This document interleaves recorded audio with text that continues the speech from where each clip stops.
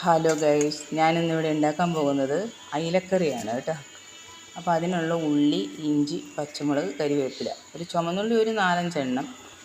അയില ചെറിയ അയില, ചെറുതല്ല, ഒരുവിധം മീഡിയം ടൈപ്പ് 3 അയിലയാണുള്ളത്. അതിൽ നിന്ന് ഒരു കഷ്ണം ഞാൻ വറക്കാൻ മാറ്റി വെച്ചിട്ടുണ്ട്, ബാക്കി അയിലയുള്ളൂ.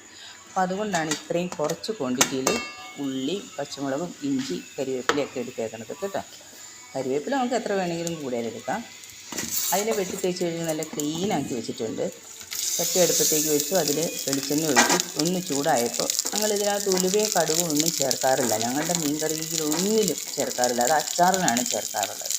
അപ്പോൾ ഞാൻ ഇഞ്ചിയും കരിവേപ്പിലയും പച്ചമുളകും ചുമന്നുള്ളിയും കൂടി അരിഞ്ഞത് ഇട്ട് കൊടുത്തു. കുറച്ച് ഉപ്പ് ഇട്ട് കൊടുത്തു, ഒന്ന് വേഗം വാടി കിട്ടാൻ വേണ്ടിയിട്ട്. ഒത്തിരി അങ്ങോട്ട് മൂക്കണ്ട, കരിഞ്ഞ് മൂക്കേണ്ട ആവശ്യമില്ല കേട്ടോ, ഒന്ന് വാടി കിട്ടിയാൽ മതി. ഞാൻ അതിനകത്തേക്ക് തന്നെ കുടംപുളി ഇട്ട് കൊടുത്തു. കാരണം കുടംപുളി വെള്ളത്തിലിട്ട് വയ്ക്കുകയല്ല ചെയ്തത്, അതിൽ കുറവേ ഉള്ളൂ. അപ്പോൾ പുളിയും കുറച്ചായിട്ടിട്ടുള്ളൂ. അത് ഇന്നെടുക്കുന്നില്ല, ഇന്ന് ഞാനിപ്പോൾ ഉണ്ടാക്കുന്ന ദിവസം അത് എടുക്കില്ല, പിറ്റേ ദിവസത്തേക്ക് എടുക്കുകയുള്ളൂ. അപ്പോൾ അതവിടെ ഇരുന്ന് നന്നായിട്ട് കുടംപുളി പിടിച്ചോളൂ. അതിലേക്ക് കുറച്ച് മഞ്ഞളും ഇട്ട് കൊടുത്തു. ഒന്ന് വഴന്നു വന്നു കഴിഞ്ഞപ്പോൾ മഞ്ഞളും ഇട്ട് കൊടുത്തു. ഇനി നമുക്ക് കാശ്മീരി മുളക് പൊടി 1.5 ടീസ്പൂണ്, അതേപോലെ തന്നെ എരിവുള്ള മുളക് പൊടി 1.5 ടീസ്പൂൺ എടുത്തിട്ടുണ്ട് കേട്ടോ. അത് രണ്ടും എരിവിൻ്റെ അനുസരിച്ച് എടുത്താൽ മതി. അത് രണ്ടും ചേർത്തെടുത്തിട്ടുണ്ട്.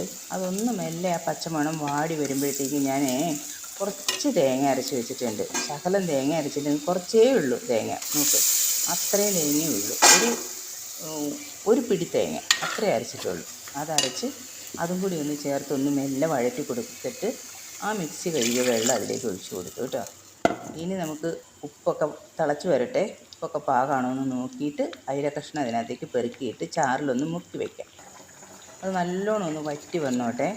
വറ്റി വന്ന് കഴിയുമ്പോഴത്തേക്കും നമുക്ക് അതിനകത്തേക്ക് കുറച്ച് ഉള്ളി, ചുമന്നുള്ളി ഞാൻ അരിഞ്ഞ് വെച്ചതിൻ്റെ അകത്തുനിന്ന് എടുത്ത് വെച്ചിരുന്നതാണ്, ഒരു കരിവേപ്പിലയും കൂടി ചേർത്ത് അതൊന്ന് മൂപ്പിച്ച് ആ കറിയിലേക്ക് ഒന്ന് ഒഴിച്ചു കൊടുക്കുക. അതിപ്പോൾ തിളയാറി കഴിയുമ്പോഴത്തേക്ക് ഇതിൻ്റെ കളറും ഇതിൻ്റെ എണ്ണയൊക്കെ തെളിഞ്ഞൊന്നും മാറി വരും കേട്ടോ.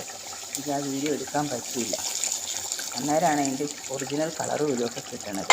അപ്പോൾ ഇത്രയേ ഉള്ളൂ ഇന്നത്തെ എൻ്റെ വീഡിയോ. നിങ്ങളെല്ലാവരും കാണണം, എന്നെ സപ്പോർട്ട് ചെയ്യണം.